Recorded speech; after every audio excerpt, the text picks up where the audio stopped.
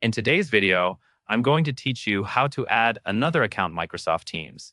To get started, open your web browser and go to Microsoft Teams on the web. Once the page loads, you should land in the Teams interface, usually inside a community, channel, or chat view. Before you can add another account, you first need to sign out of the account that is currently active so you can sign in with a different one.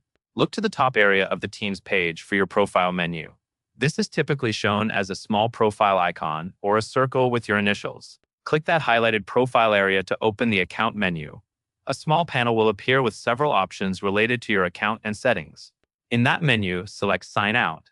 Teams may ask you to confirm, depending on your browser or how you signed in. If you see Sign Out again on the next screen, click Sign Out one more time to fully log out. Take a moment and wait for the page to refresh, since it can take a few seconds for Teams to clear the session. After you are signed out, you will be brought to a screen that offers a sign-in option. Click Sign In to begin adding the other account. This will redirect you to the Microsoft Sign-In page. On the Sign-In page, choose the highlighted option that lets you proceed to account selection or enter a new account. Then click into the field labeled email or phone number and type the sign-in identifier for the account you want to add. Make sure it is typed correctly, because a small typo can prevent the next page from loading. When you are ready, click Next. At this point, if you do not already have the account you need, you may see an option that says Create an Account.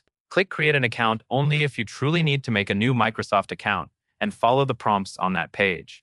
If you already have the account and simply want to use it in Teams, continue through the sign-in process until you return to Teams. You may also see another sign-in option during the flow, especially after visiting the account creation page.